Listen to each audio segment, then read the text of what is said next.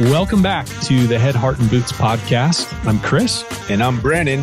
Join us as we wrestle with what it takes to transform ourselves and the businesses we lead. Oh, what'd you think? I don't know, it's kind of serious. Should we laugh? How you doing, buddy? I'm feeling really good this morning. Well, that's great. Why? Well, I've switched up my schedule a little bit lately. Actually, yeah. I just found like I was missing my morning coffee times with my wife. Oh yeah. Like for a while, we kind of went through a season where we'd have coffee together, bulletproof coffee with like butter and all that stuff. Right. And then eggs, like I do eggs, right. Cause we're on this whole animal based diet, animal and fruit. Right. And so it's like my morning breakfast is like 4 or 5 eggs and always a banana. And that's what it is. And then coffee. And, Kara and I were in a habit of doing that almost every morning, and it was great. And then we stopped and we started going to early morning workouts, but then it was super crunch time. Like we get back from workout, it's like jamming, shower, head to the office, whatever, pack the breakfast with me, take it along. And I just like, I prefer it not to be that hurried. And so we've been switching that up, and I've been back to that coffee and breakfast routine in the morning. But it means then I have to work out in the evenings or early evening. Yeah. And so it's kind of pushed back our nights a little bit. Yeah. But right now I like it. Yeah. It's working. I'm kind of a change guy. I'll probably have to change it up in a few months anyways. Yeah. I can be going back and forth myself. I'm kind of in an afternoon routine, which I like it. There's benefits to both. I do too. I don't know. I'm the same way. I think I do it for a while and I'm like, I get bored of it. In order to stay disciplined, I'm like, oh, I'm going to start mornings. So yeah, it's like working out in the mornings. I like that. It feels good. Like getting pumped up. Yeah. But I also find too, when I do in the evening, if I work out I can eat right after, like I'll just roll back home. Dinner's the next thing. And then we have whatever is left of the rest of the evening. Yeah. I feel like it de-stresses me a little bit. Yeah. Getting in there and grinding out, sweating and whatever. Yeah. So feels like a decent threshold to begin. Yeah. Okay. I'm going to stop the work part and start focusing on family, sphere, those kinds of things. A lot of ways to skin the cat. Right now, this is working. Yeah. Hey, I got a topic for us. Okay. Well, I guess before we jump into that, let's point towards our sponsors. We've got a couple premier sponsors. I kind of used up the topic preview space with my little morning routine. With your jazz there. Yeah. Yeah. But let's talk about our sponsors before we dive in. Our first sponsor is Liftify.com. Liftify, gosh, these guys are great. We were just having a conversation with another industry peer of ours yesterday and brought them up because like it just makes so much sense. Yeah. In fact, we had a client, I think just a couple of days ago, that mentioned, holy cow, Liftify, our reviews have been going nuts. Yeah. And huge impact. Not surprised, because every single client that we've suggested it to has seen massive lift in their Google reviews from Liftify. Listen, Liftify, there's other competitors in the market, and you and I've tried them with previous businesses, and they work. They just don't work as well as Liftify, and in our experience, they cost more. So it's the double threat, the triple storm, the perfect. I don't know.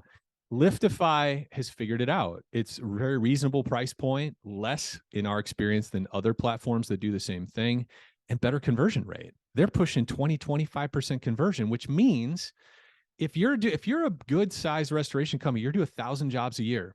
We have several clients that are doing that kind of volume. You should be expecting 200 or more reviews a year. And how many of you are doing that kind of volume, but you're stuck at 90 reviews or 150 reviews, and you've been in business for 5, 6, 7, 8 years? It's probably time to up your Google review game, right? Yeah. Partner with somebody, make it turnkey, and it is with Liftify. So check it out. Reasonable cost. Go to liftify.com/floodlight. There's kind of a cool promo thing that we worked out with them, but seriously, at full price with no discounts, it's still well worth it. They're great. Zach and his team just really do a great job. 100%. CNR Magazine, Michelle Blevins, just a total bad A crew over there. You guys have seen it. I mean, the proof's in the pudding. She is driving a media team that's just a force to be reckoned with. They are all over the place. They're consistently bringing topics and training and focus on the things that move the dial, on the things that help our businesses grow. And certainly a voice to continue to help unite us, our voices in the industry and how we represent ourselves and our brands and our team. So please check them out. CNR Magazine. If you're not a subscriber, do yourself a favor and get it done. All right, let's get into this. Okay, so I felt like I wanted to jump in and say something. I'm like, no, that was wow. You're just hitting it all. It's awesome. Perfect. So, okay, my topic, dude. Okay, so I've been wrestling with this a little bit. So you and I are huge advocates of, and we talk about it a lot. But I think we've always brought this up as maybe a passing moment or something that's integrated into a different conversation. I just wanted to focus on it. And that's this idea of really creating a process, a system, or a behavior that really focuses on inspecting what we expect. Yeah.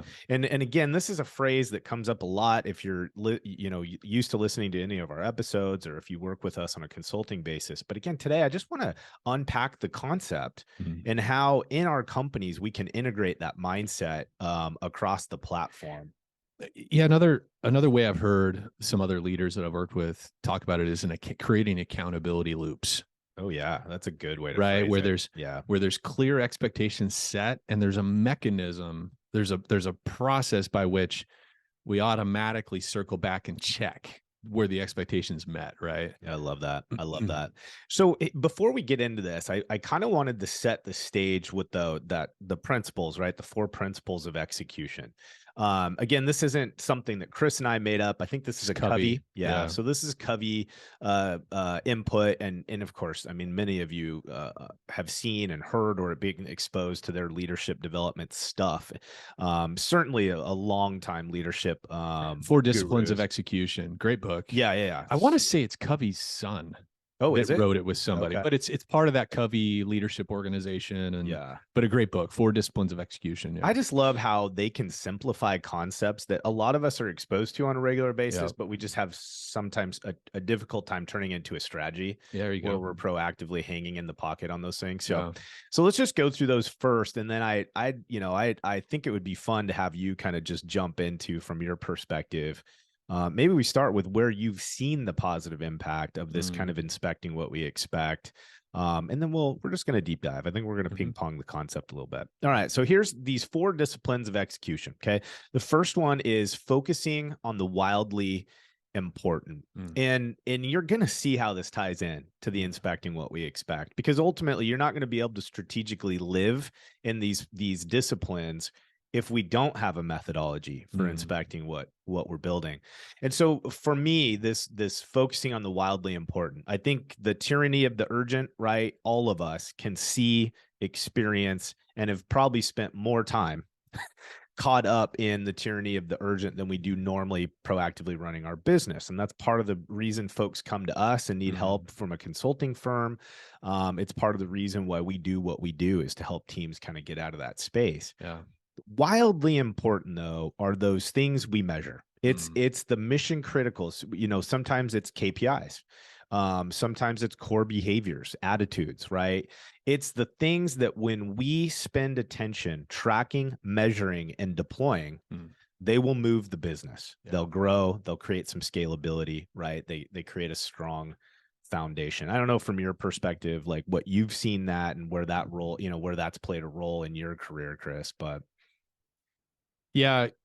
I think that my first exposure to 4 disciplines, by the way, was like 15 years ago. Yeah. With, because I think the book's been out around that time. It came out around that time. And I was actually working with a State Farm agent. I was getting into the State Farm business around that time. Jim Kuhlman. Hey, Jim. Still a good friend of mine. But Jim Kuhlman, I mean, he's a top State Farm agent in the country, let alone here in the Pacific Northwest. And I worked with them in the early days. And that was a key framework. In fact, the last time I connected with Jim, he's still very much operating through this 4DX framework in his office, and he's incredibly successful. It's driven a huge amount of success. And it was my first exposure to, within sales, because if you're a State Farm agent, like your business is selling policies, right? And of course, servicing clients, but that's what you're doing. And it was my first exposure to somebody walking me through, what are the wildly important things that we need to be hyper focused on? And since then, I think that that's been a process that you and I've been focused on in sales within restoration industry and so forth. But that was my first exposure of what really do we need? What are the priorities that we need to be zeroed in on? And of course, he did a really great job of identifying those things for each area of his team. Yeah. And how does that stuff feed up to accomplishing the BHAGs? Yep. Right. The audacious goals that we set out for ourselves. Yeah, I know. I like that. That's spot on. I think that's a perfect example of once you see teams get really focused on the most important stuff, and they do what's necessary to handle the loose ends, to address those other kind of miscellaneous up and coming things, you see traction. I mean, these are the companies you see them making ground, right? I think the other thing too about this whole conversation and that book, that framework, is that you don't have to get everything right. Yeah. That is probably the most powerful lesson. Is there are no perfect businesses, but the really high performing ones that we come across, that we see, they have figured out what are the most important things, and they are clocked in on. I mean, they are absolutely locked in on those things. Yeah. You could find all kinds of other faults in their business, like, oh, they could be so much better at this and that, and they'd agree with you. Yeah. And be like, and we're winning because we are hyper focused on the most important things that drive our business. Yeah. Yeah, for sure. That's the mistake I think a lot of us make, is we think we got to shore up everything. Yeah. No, really. And I think honestly, if we zoomed out and look at what we do in our consulting company, we hyper focus on a few really mission critical loops of behavior, you know? I think ultimately we help teams identify what the wildly important it is. Yeah. And then once they get that, then mountains get moved. That's right. I mean, if we think about it, like, our businesses are constantly a work in progress. Yep. Like, they're in a constant state of iteration. I mean, that's a growing business. That's what's required. But the reason that you can have that creative freedom to be in that constant state of iteration and development, the whole good to great kind of concept, is because the team is already focused on the principal things, the core things, those wildly important things that keep the business in a positive trajectory. And then you can have that freedom of, this is getting a little better here. We're spending some time shoring this up. We're developing, competency over here, but the primaries are in focus all the time. Yeah. I think the second one here dude, actually, in full transparency, I feel like every day, the more companies we work with, the more leadership, training and support that we provide, that this act on the lead measures, this concept has become so important. And I find myself becoming more and more of a, I don't know, almost like you're a true believer. I'm a true believer, like a religious zealot, when it comes to this idea of acting on lead measures. And the real concept here is I think a lot of companies and businesses in general have identified what those KPIs are that we can measure and then look at or report on. So really rear view mirror type stuff. So think about your P&L. Think about like quarterly financial reviews. Think about, like, in a lot of cases, sales, like, sales volume. A lot of times these are numbers that you look at, but once you read it, once you look at that number, you're not going to affect change in it. Now, it may give you some things to consider in the next push or in the next quarter. It's great. And they're vital. But I really love the idea of teaching companies to be very centered on, if you look at it right now, you can still take action to affect it right now, meaning that when you do look in the rearview mirror through these lagging indicators, these measured KPIs, you're going to have a high chance of success, right? Yeah. So here's the other way I've been thinking about this acting on leading measures is control what you can control. Oh, that's great. Yeah. Because there are so many things in business and in life that we have, if we're honest, zero control over. Yeah. Zero control. And we see this, I mean, in just every area of life. Most things we can't control. What can we control? We can control the expectations and the standards that we create in our company. We have control over to choose what are we going to tolerate in terms of now behavior. What are we going to expect out of our people? All those things. What are we going to expect out of ourselves? Right. We cannot control how people respond to that. Right. And whether they choose to execute to those standards.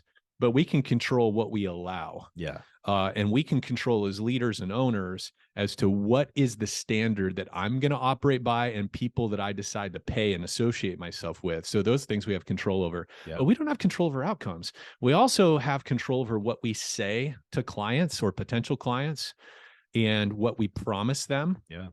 The kind of conversations that we choose to engage in with them. But we can't control when or if the client's going to say yes. Right. We don't have any control over that. So it's helpful for me to think about this on the leading measures. Another way is control what you can control. Yeah. And don't try to control. Don't put a lot of energy into trying to control outcomes. Yeah. I think that's great advice. You know, I think too, like if teams are really kind of ping ponging this principle around this idea, the thing here is this is really leadership behaviors. So if you as a team, so think about department management, right? Team level management, of course, executive and upper echelon management. The idea here is the way that you parse your time on a day-to-day basis, the lanes that you stay in, right? Is how much of that time is being spent where you're inspecting, right? And this is kind of the big arching theory here, inspect what we expect. How much of your leadership energy, time, resources, and bandwidth is going towards this proactive guidance and inspecting of the team's core activities and behaviors, knowing that those will influence those lagging measurables. And so, you know, things like, and we talk about this a lot, things like the way our MIT teams start their morning stand to, you know, affecting things like the preparedness of your team before they leave your shop. Well, there's all these lagging financial effects, right? Consistency in service delivery, you know, the way that we leverage our time, meaning that we're doing it in a profitable way, that ultimately affects the kind of customer experience that our team delivers. And it all comes back to us just really dialing in on how good is your morning stand to, and are you inspecting it? Yeah. Are you influencing that? That is the very first step our team will take to execute the rest of the day. And how we guide that is going to have financial, cultural, and branding impacts, right? But we can control it. We can affect it right now and have sincere impact on it. You know, we talk a lot about this with sales. You know, do we value the lagging indicator of how many leads you generated and how much revenue you produce? Well, of course, it's a business.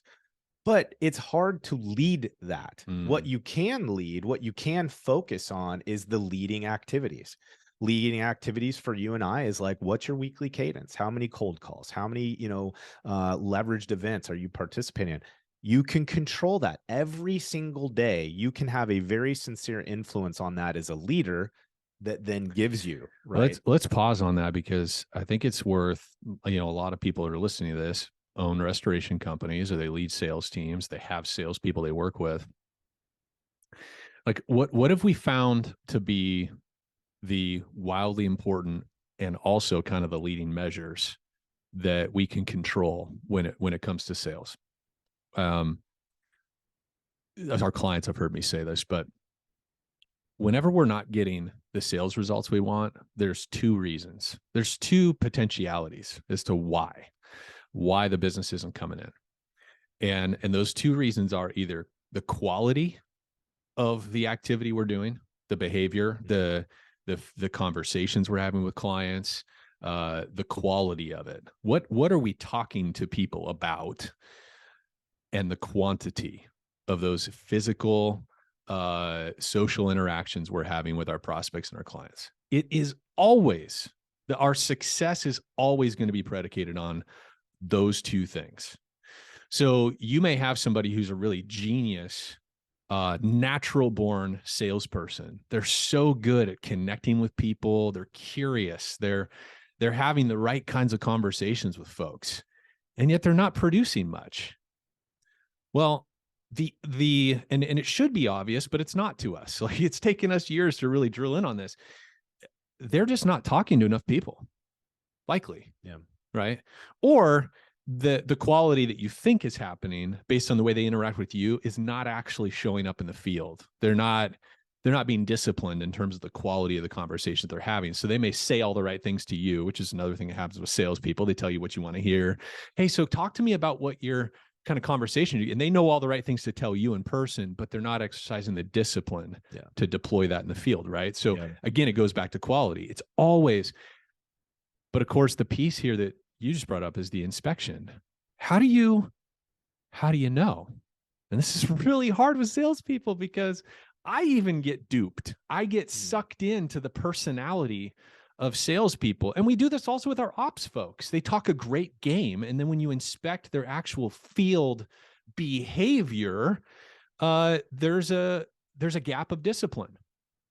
And it can come from a variety of things, right? There's no use or there's no value in judging why somebody has a discipline issue, because sometimes they're going through a divorce, or they had a big disappointment in their personal life, or maybe they started a side hustle selling Mary Kay and it's distracting them from their day. I mean, who knows? Like there's all different reasons. And finding out the reason maybe is helpful or useful, but it really just comes back to inspecting. Are the behaviors that person is saying they're doing actually happening? And there is no, and I think this is true of sales, it's true of ops, going out with your PMs. There is no replacement for getting windshield time or field time with that person or individual. It's just, you cannot figure out what's really going on without seeing them out in the wild. Period. Walking a job with them and asking them questions about what their process is that they're deploying.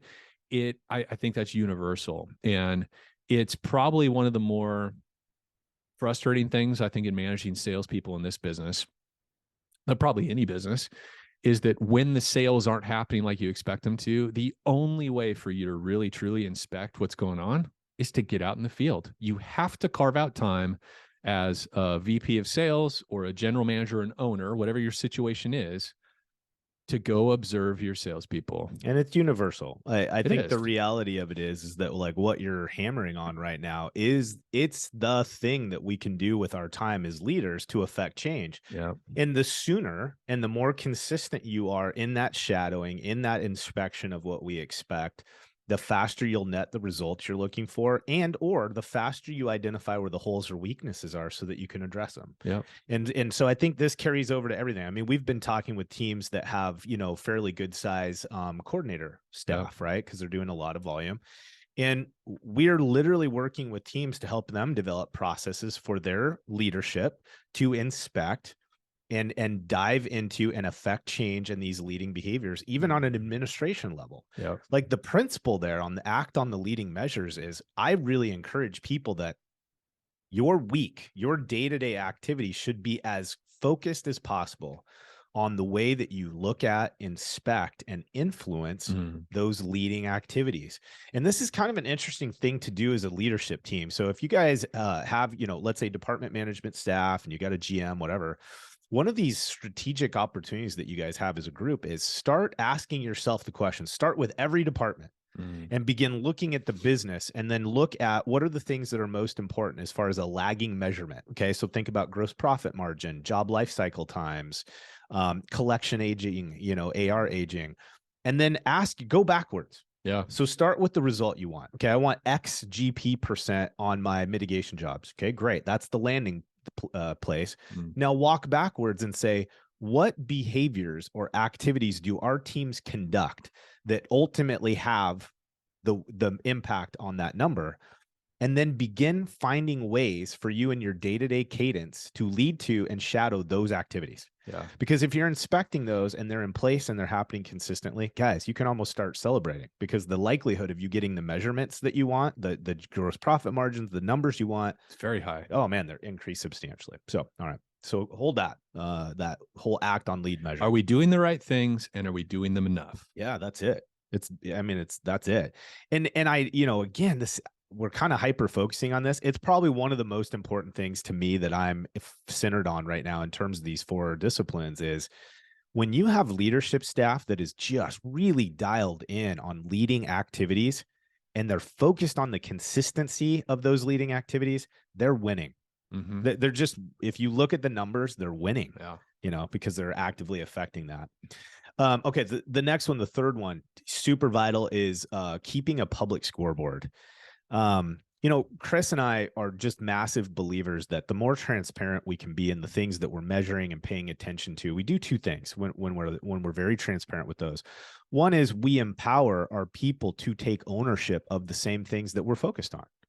And then the second piece that we do is we make it very clear that we are not trying to hold the keys to progress, keys to success. These are things that we're doing. This is our state that we're in right now, and we have opportunities to improve, or we have opportunities to celebrate based on how we're scoring. So I think there's something very empowering for our staff when they can very easily see, how am I doing? Mm-hmm. How is that in comparison to the goal or the strategy, right? Yeah. And then have a partnership with your leadership staff to know when and where to ask for help. Yeah. So they can continue to succeed.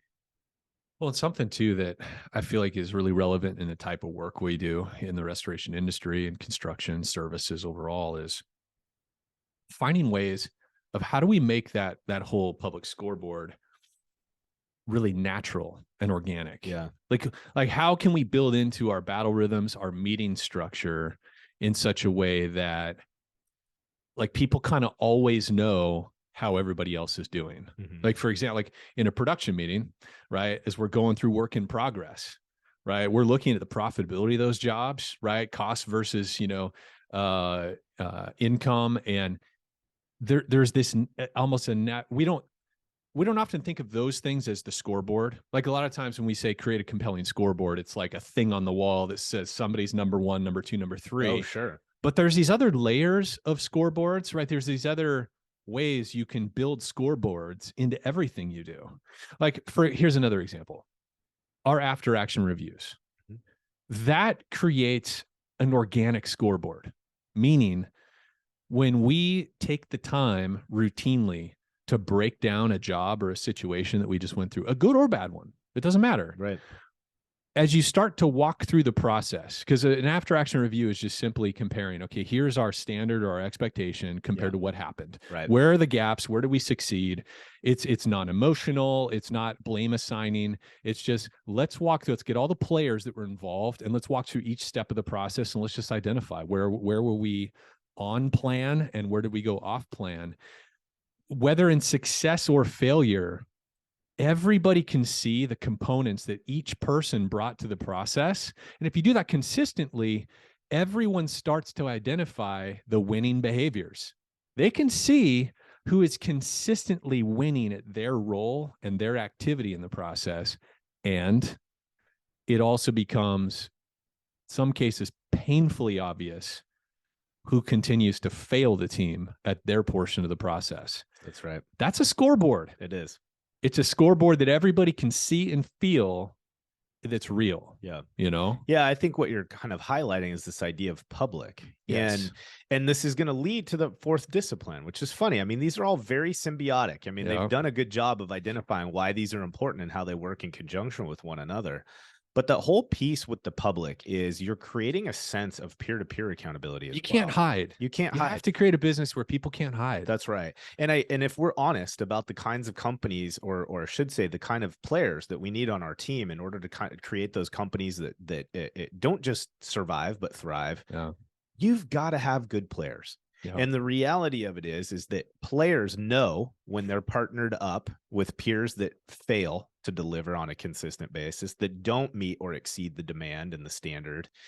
And when we have a public scoreboard, there's kind of this syncedness. I don't even know if that's a correct term, but it's this idea synergy. Of synergy. Yeah. It's this idea of we identified what winning looks like. Mm-hmm. And then as a team, we've committed to knowing if we're winning or not. Yeah. And the reality of it is it has a real clear tendency to drive those that can't win off the team and reward those who consistently win to remain on the team. Mm. And ultimately what happens with this is this peer piece where it's like you're starting to cater to the winners. You're starting to gather more winners on the team because they can see at any given time when we're winning, right? Yeah. So the fourth principle here, or the fourth discipline, is this: create a cadence of accountability. Mm.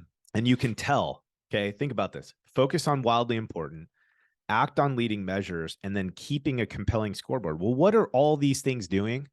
They're ultimately working together to create this cadence, this sense of accountability.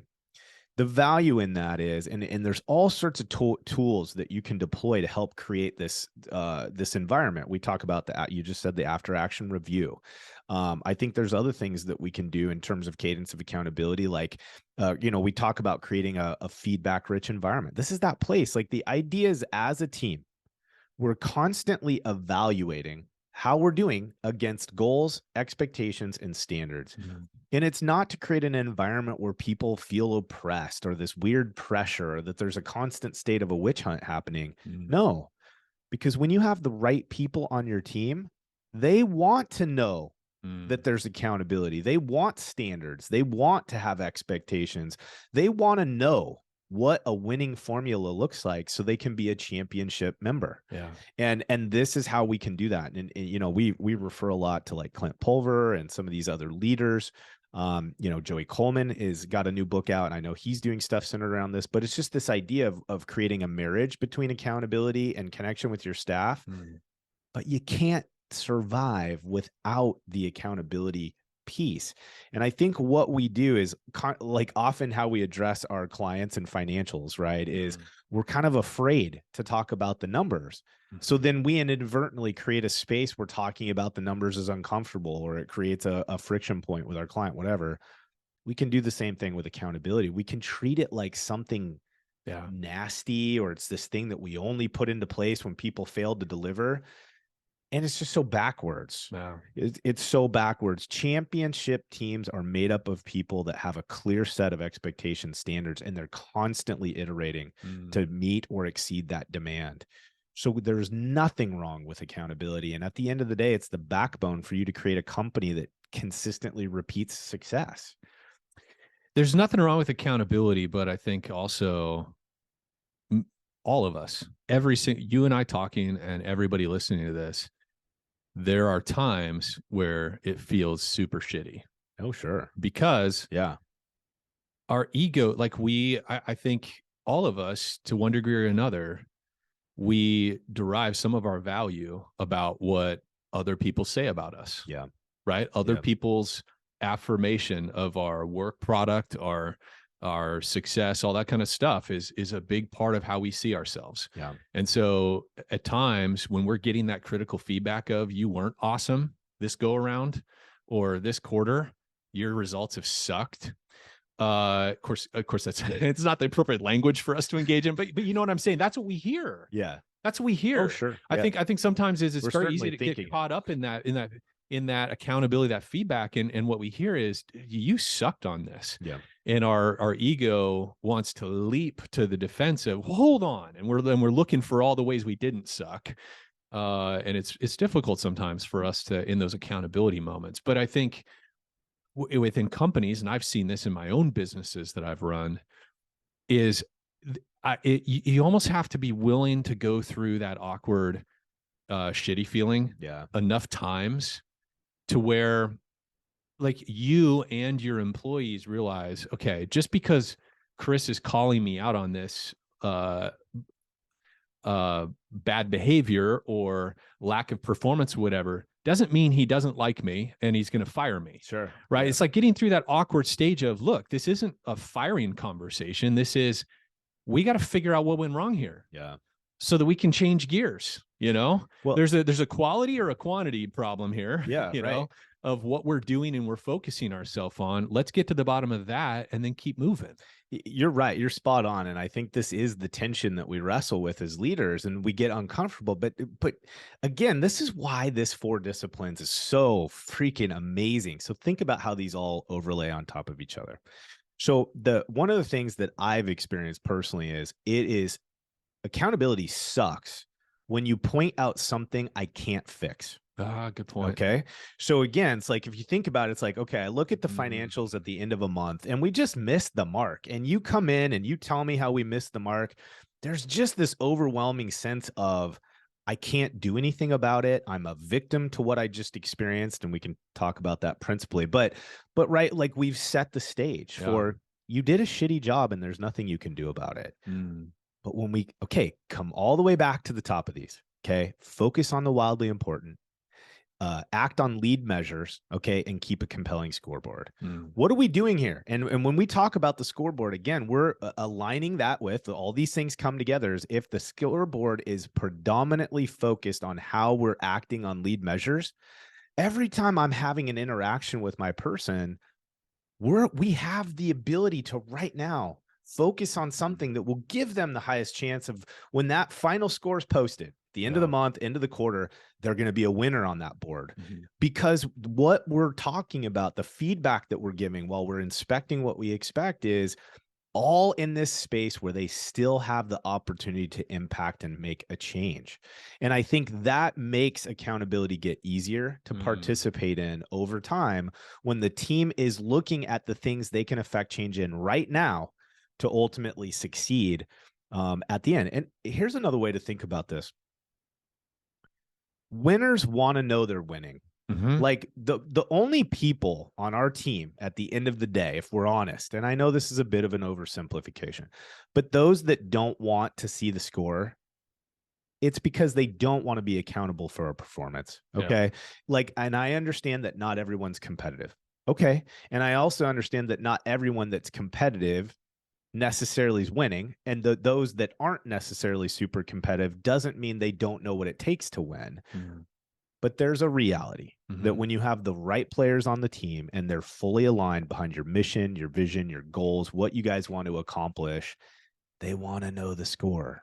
They want to see it. They want to talk about it. They want to know how to influence change. They want to know how to up their game and increase their skill set so they have the highest likelihood of making it to the championship. Like, these things feed one another. And the other thing too is having this kind of clarity, because this all builds clarity, right? Having that kind of clarity, it really goes a long way to reducing drama. And anxiety on the team. Because when we don't have clarity around what the winning behaviors are and what it takes to win and get promoted and get recognized and get rewarded in your business, then there's a whole political layer of how stuff really happens in your business. That's right. Right. When we're unclear on how people are really performing and we inadvertently reward people that actually aren't doing the right things in the business, but they've just kind of positioned themselves in the right way, or they looked good, but underneath it, there was dysfunction and they weren't actually aligned. It creates a lot of anxiety and drama on the team. For sure. But when it's really obvious to everybody who's doing the right things and winning because of it, it creates so much less drag, so much less anxiety. When people know where they stand and they know what goes into it, it's like more and more people start to realize internally, shoot, I got to get my shit together. I'm being lazy on this thing. And that's not going to produce anything good for me. That's right. And there's no way for me to hide it. I look bad. I looked bad at that meeting because I wasn't prepared. And everybody knew it. You know what I mean? Right. It's like when the bad behavior is when everybody can see it because you've got the light of day shining on everything at all times. There's nowhere to hide. Well, and I think for all intents and purposes, and this is where it goes from uncomfortable to actually very supportive in nature. And that is, we make it easier to do the right thing. At the end of the day, when we have good people on our team, most of us want to do the right thing. There's not very many people in our sphere of influence that literally walk out of the gate with malicious intent. Rarely do we have employees on our teams that intentionally want to fail, miss the standard, and produce a subpar product. That is so rare. The reality of it is they want to succeed too. And so the reality is, when we set that light, like you said, on the stage and everybody kind of sees exactly what's happening, we remove those paths of least resistance and people become more successful. So, okay. So real quick recap. And then I want to parallel this then with how do we inspect what we expect? Because that's really what a lot of this is pointing to. So focus on the wildly important, act on lead measures, keep a compelling scoreboard, and then create this cadence of accountability. And here's how you do that. Like, here's how this turns into action.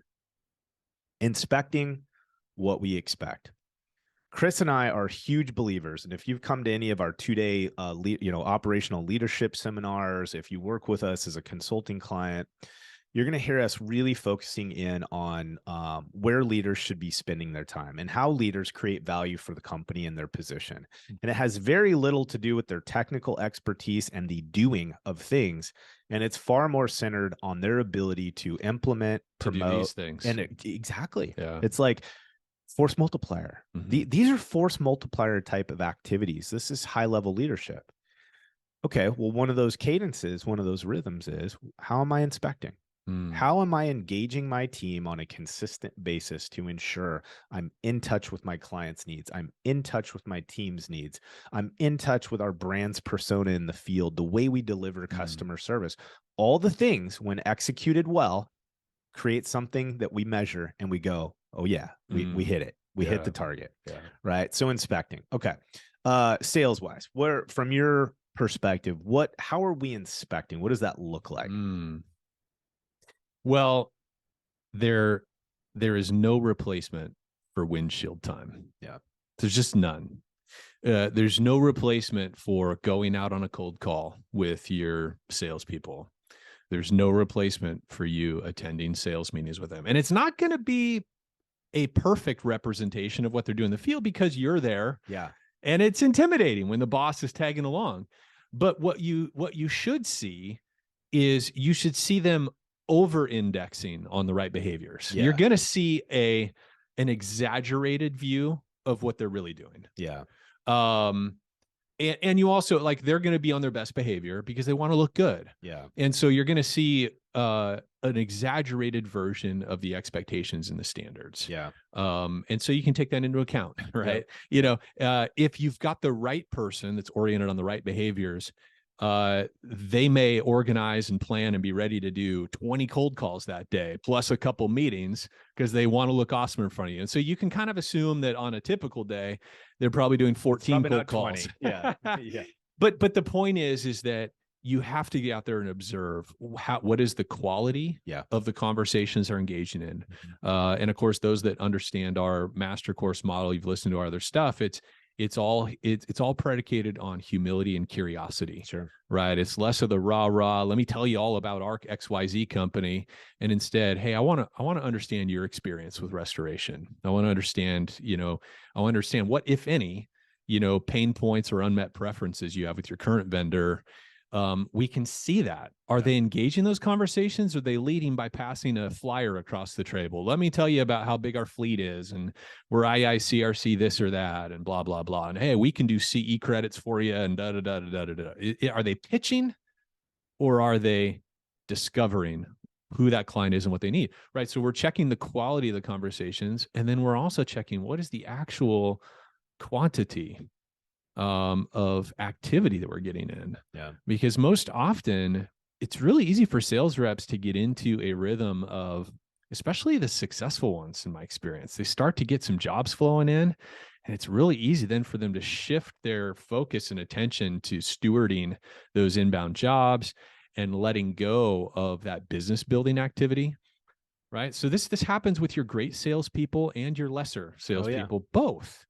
But it's always inspecting what's our quantity of activity and then what's the quality of it. Is it the right kind of activity done? Is it the right kind of activity done in the right modality? Because another thing too that we see with sales in this industry is sales reps will over-index on email and phone outreach. You've heard me talking about this lately, because I'm troubleshooting this with some sales leaders in our network, in our consulting portfolio, that their tendency, because of maybe they used to sell software, different sales methodology does not work in this industry. You cannot major on email and phone outreach in this business. You can't. Doesn't work. Maybe someday it will, but it doesn't right now. And so it's what's the modality of the outreach and what's the quality of the conversations that person is engaging in. And you can't see that just by asking them questions, because salespeople are great at telling telling you what you want to hear. Well, no matter what, no matter what, there's always filters, and there's just something that breaks down when you begin having human to human connection and interaction with each other, and really getting in and experiencing from your team members' perspective what real life looks like. You got to see it. You got to see it. Got to see it and hear it. Yeah. Yeah, we see this, in operations side, this translates really well. And like an area might be, for instance, let's talk about construction. Okay. Let's talk about our recon teams. Well, what are one of the ways that as key leaders overseeing that recon department, what can we be doing? Well, we go do field inspections, right? We take a chunk of time during the day on a consistent basis, and we survey. This word's very important. We survey a portion of our active projects. Am I telling recon manager, department managers, they need to see every project? No, we do not have the right staff in place if you have to see every job to ensure that it goes off successfully. But we need to audit. We need to, just like we would take a population survey. You don't ask the same questions to everyone. Yeah. You survey enough of that population that it gives you a good perspective on themes, issues, and consistent patterns that you find in your business. It's the same thing. So if we go out to inspect a project, we have an opportunity to really dive into the entire project. And what I mean is we do a 360-degree review of all the parts, pieces, and people that affect that project. You really maximize your time. That was slick, dude. Parts, pieces, and people. Hey, there you go. It's like triple P's. All right. So here's an example. Okay. I'm a GM, or I'm a department head over a recon team, and I go out and inspect a project. Well, my tool is with me, i.e. my laptop, my, iPad, whatever you use. Not only am I physically seeing the project, but I'm going to administratively audit that project at the same time. Right. Check your documentation, check contract values, look at notes. Do we know what's going on in this project? Are we communicating consistently? Look at gross profit margin live, look at POs, look at work orders, right? Take a peek at the project as a whole. I also highly suggest that you make connection with the subs that are on that job. Reach out to them, talk to them. Hey, how's payments going? How's invoicing and billing going? How are work orders? How's clarity and communication, proactive communication with my PM? Yeah. And then I'm going to connect with my client and my referral partner associated with that job, right? And the idea is when I do that on a consistent basis, I'm able to affect change positively in the project right now if I see an error or an issue. But also what it's allowing me to do is I'm surveying my body of work. And if I do that day in and day out on a consistent basis, I'm going to have a real firm grasp on how my team performs in the field. And we change it up. We see different project managers' projects, But here's what I think is really valuable with what you talked about and what this example means. It gives us the ability as leaders to create a relationship with our people that, yes, we are going to look at the things that we believe are important to our business. But as we do it, I'm here to coach, support, equip, and provide resources for you to continue to gain skill set, competency, right? And see success. And I think that's what's so important about this concept in general is if this is breathed into the business from the entire organizational chart and it's done all the time, our teams just get used to knowing that when we inspect what we do, it gives us the opportunity to grow, gain insight and competency. It's not a witch hunt. This isn't to find new ways to discipline our people. If anything, our A players begin learning, hey, if my leader shows up on a project or gets into my files or does a ride along with me, there's an opportunity for me to learn and get more support. Yeah. Right. It's not just a show. Yeah. There is that too. It's an opportunity for me to show off and show my key leader that I know what I'm doing and get the kudos and get that. But it's also, hey, if I'm just honest, if I deploy the way that I deploy, my team's going to see how they can make me better. Yeah. And that's really important. 100%. Really important. This is good, man. Okay. Gang, I think we hung in the pocket a pretty decent amount of time on those topics. Again, these are, we could probably do an episode on each one of those disciplines. Well, it's like, I in some ways, man, I feel like we're on the therapy couch together because listen, I mean, we're a work in progress. This is a journey, and it's been really incredible for me as we've kind of changed seats at the table, so to speak. Gone from operating in the field to this consulting business that we built. Like the benefit that we have is we have lots of clients that are in various stages of adopting this. Oh yeah. And there's just such a massive opportunity for self-reflection on how you and I even function within our own business and in how we're training and advising and consulting our clients. Like we're still learning and getting better at this. It is all discipline. Yeah. It's discipline. It's discipline. It's discipline. It's not, none of us are wired necessarily for this to be easier. I just believe it's a skill and a discipline you develop to focus on the right things and do them consistently. That's right. And I think it becomes easier as you dial in the frequency of this. Yeah. With the scary part of it for employees is when there isn't a cadence. Yes. When it's like a big F up causes us to hyper focus on an individual. That is scary, because they're like, oh gosh. And then there's a whole pile of evidence behind them that you end up piling onto somebody because you hadn't been inspecting for months, for weeks or months. But when we have some kind of cadence that's weekly, every other week, 3 times a month, whatever, where it's just more like clockwork, like the boss is going to audit one of my jobs at any given time. Right. And if I screw up, he or she's going to say so. And then they're going to redirect me back to here's what needs to happen instead. Like when that's the cadence, there's nothing to get super scared of as an employee. And normally what you see in those kinds of environments is we are as keyed in on, dude, great job. Yeah. Affirmation. That was a win. That's what we're looking for. That's excellent. So it's not, things don't have a chance to pile up. That's the big thing. And of course, all of us, maybe it's just me, people, we do this with our kids. We do this with our spouses. We do this in all of our relationships. It's a human, I think, instinct is it's to hide, it's to cover up our failings. It's all that stuff. But of course, the more we just make a habit of clearing the table, it's another way I've said it to folks, is we keep a clear table. That's right. There's nothing to get scared of. No. There's no piles of crap that we're afraid of somebody finding out. Okay, I had a personal disclosure. So it's funny. This is a funny analogy, but my wife yesterday, I had my wife's Honda Pilot. I have a Honda. I have a little Honda hatchback that I just love. And I drive it normally, but I was driving my wife's Pilot, and she had spur of the moment had to run out and get one of my kids at his track practice.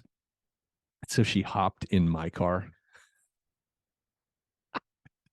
And I know the audience has no concept. I've been married to my wife for 21 years. Okay.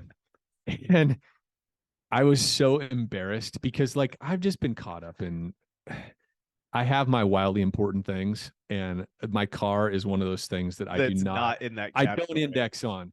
I am not one of those neat and tidy, like my car is just like pristine. Listen, gang, there's a few things that Chris and I can share, and there are lots of things that there's no way. Well, careful with the lots, okay? Careful with the lots. My car is one of those things that gets me from point A to point B. And there are times where it starts looking like a hobo camp inside because it's not a personal focus. It's not. And call that wrong. I know, who was it on the Shark Tank? I felt really ashamed of this, but like I was watching a Shark Tank episode, and he was like, before I ever make an investment, I always take a look at their personal vehicle. Or when I go to I think actually he said, whenever I hire a sales executive, I check their personal vehicle because that tells me what our company rig is going to look like or something like that. It tells me a lot about them. I'm like, well, whatever, asshole. Oh, and by the way, they're right. No, but hey, listen, we all have things that could use more attention. But my wife, she takes the vehicle. I'm like, oh my God, my car is such a pigsty right now. I'm so embarrassed. And I literally texted my wife. I'm like, listen, I'm embarrassed you're driving my car because it could use a muck out. And 2, don't go poking around because there's like, I got to clean out the car. Okay, babe, just return the vehicle. Don't mind that odor. I'm cleaning it this weekend. No, the window's open. Come on, it's not like whatever. All right.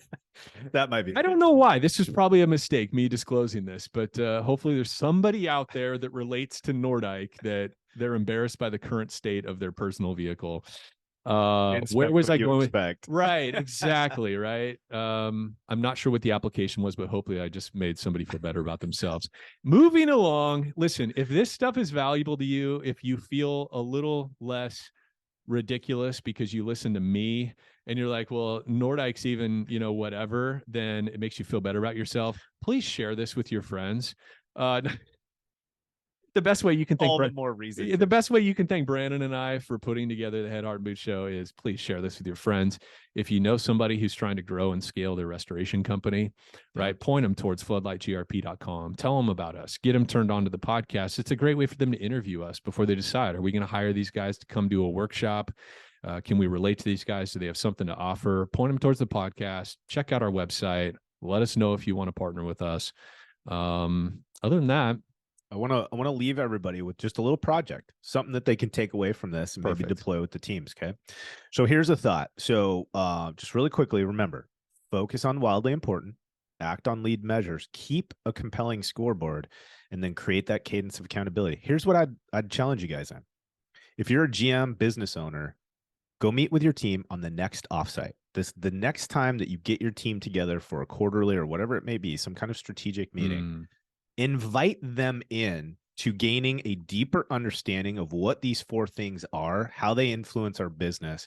And then I would say, go to work, asking the question, using your team to come up with the different ways that as leaders, they can remain in the correct lane and have an impact or influence the business through these 4 disciplines.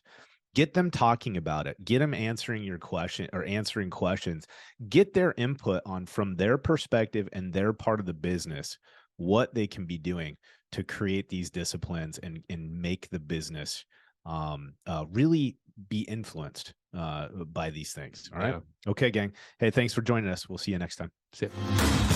All right, everybody. Hey, thanks for joining us for another episode of Head, Heart, and Boots. And if you're enjoying the show, or you love this episode, please hit subscribe, write us a review, or share this episode with a friend. Share it on LinkedIn, share it via text, whatever. It all helps. Thanks for listening.